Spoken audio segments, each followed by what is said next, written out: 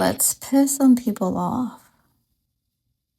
There's a really uncomfortable part of growth that nobody prepares you for. Is the moment you realize the old version of you would have stayed longer.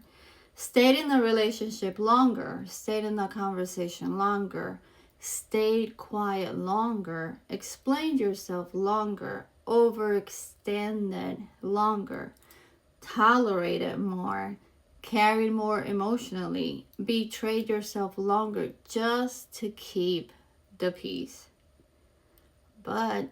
And now, things that used to feel normal suddenly feel emotionally exhausting. Not because you became cold, because that's what usually people think. Not because you suddenly hate people, but because your nervous system stopped confusing survival mode with love. And honestly, once that shift happens, you can't fake comfort anymore. Hi, and welcome back to I Am Spice, the podcast. If you're new here, welcome.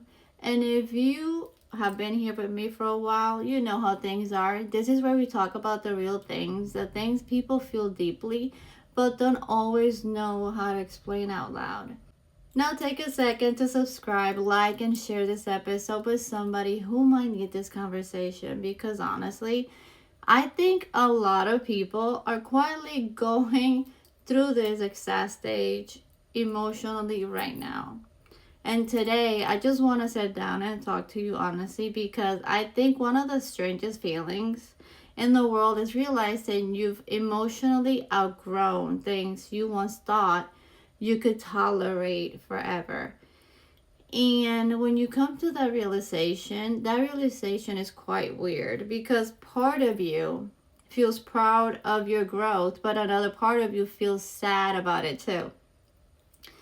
And I don't think people talk enough about that part. Everybody talks about healing like it's this beautiful, empowering glow up all the time. People talk about boundaries, self love, choosing yourself, protecting your peace, but nobody really talks about the grief that comes with finally becoming emotionally honest with yourself. Because sometimes growth feels less like becoming somebody new and more like realizing how much pain you normalize just to survive emotionally all these years.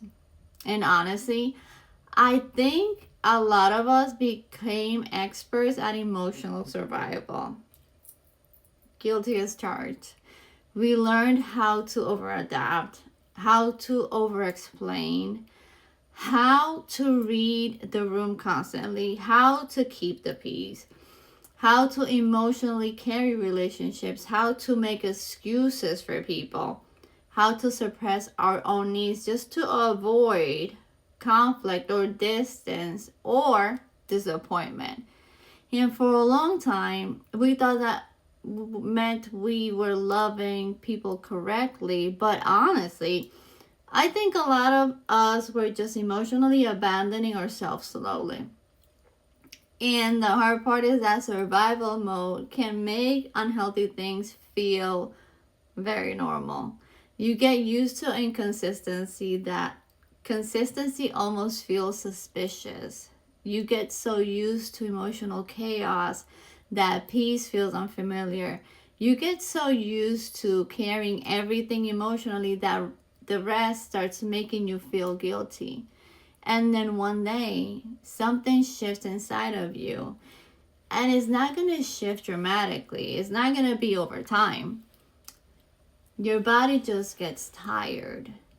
And I think people underestimate how deeply the nervous system remembers emotional exhaustion.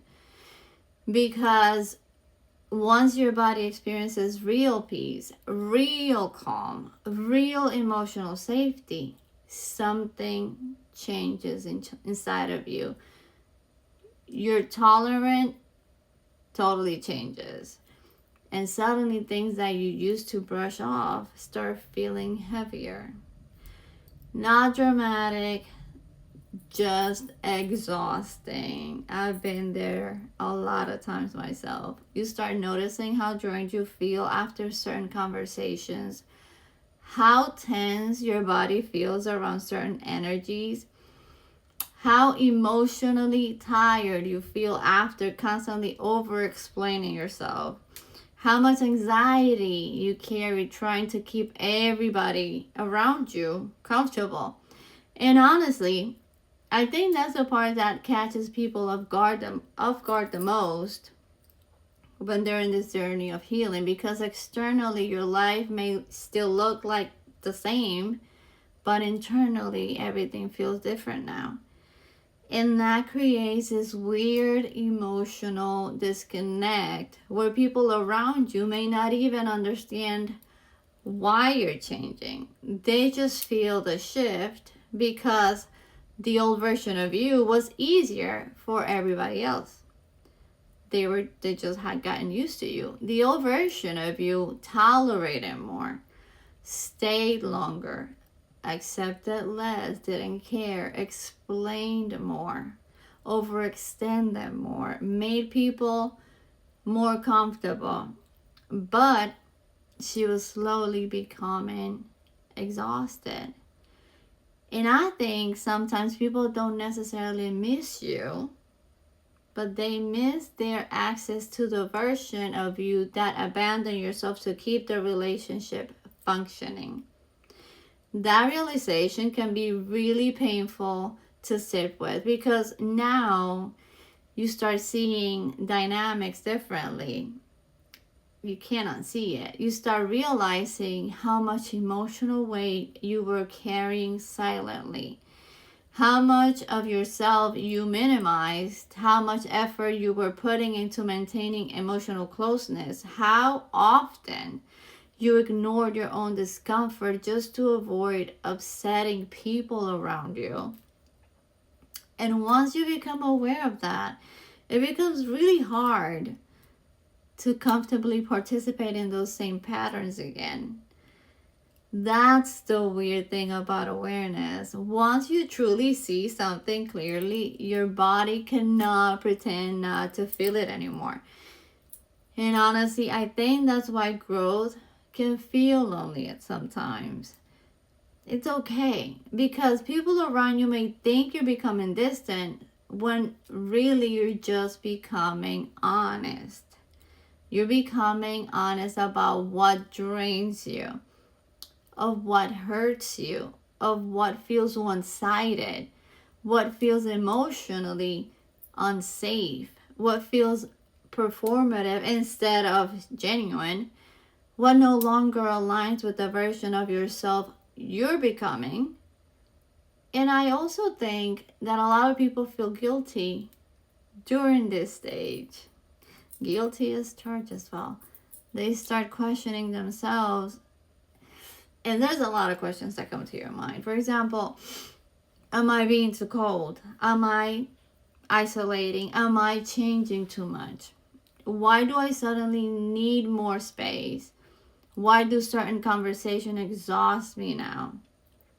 And honestly, most of the time, it's not because you're becoming heartless, because you might feel that way. It's because your nervous system is no longer willing to normalize emotional exhaustion just because it feels familiar.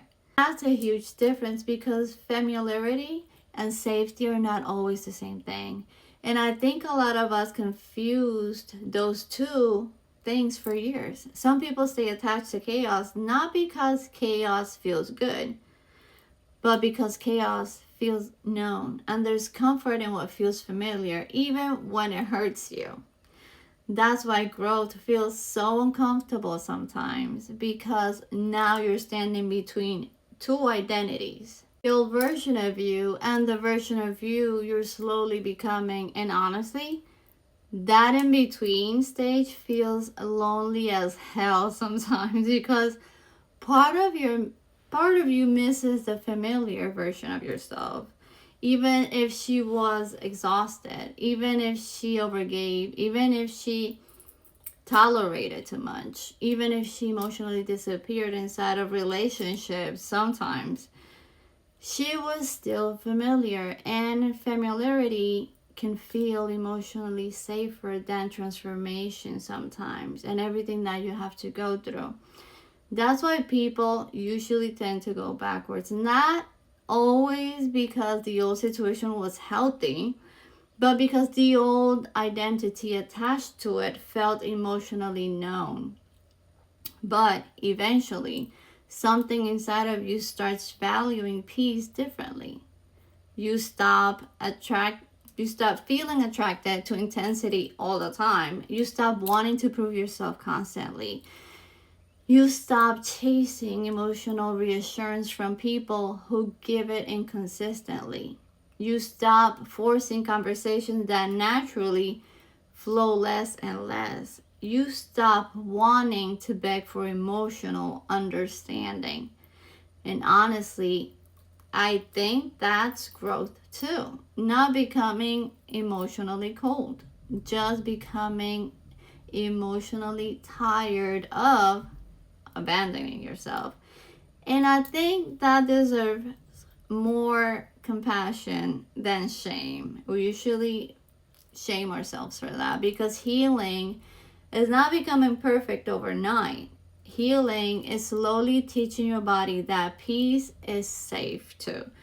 And that takes time. It takes a lot of time to heal, especially if your nervous system spent years associating love with anxiety, attention with inconsistency, or connection with emotional exhaustion. That kind of rewiring does not happen instantly. Some days you'll feel strong and grounded. Other days you'll feel tempted to go backwards simply because backwards feels emotionally familiar. It feels familiar to be there. And that does not mean you're failing. It means you're human. It means your body is trying to relearn life without survival mode running everything. And honestly, I think that version of you deserves compassion. The version of you becoming more aware, more grounded, more emotionally honest, more protective of your peace deserves more compassion. She is not weak. She's just no longer willing to betray herself for comfort anymore. And yes, that changes relationship. Yes, that changes conversations. Yes, that changes people's access to you. But honestly, that's what happens when your nervous system finally starts telling the truth and not hiding. The old version of you would have stayed longer because of being scared of losing people. But this version of you finally understands what it costs to keep abandoning yourself just to make everybody else comfortable. And once you truly feel peace, once you experience emotional safety, once your body realizes calm is possible too, you can't comfortably go backwards anymore. You simply can't. Not because you think you're better than anyone, but because your body finally got tired of surviving things your soul was never meant to normalize. And honestly, I think that's one of the most powerful forms of growth there is. If this episode sat with you, don't ignore that feeling. Sit with it for a while. And if you haven't subscribed yet, please subscribe, like this episode, and share this episode with somebody who might need this conversation. I'll see you guys on the next episode. Love you bunches. And remember, we're unfiltered, unapologetic, and unstoppable. That's that.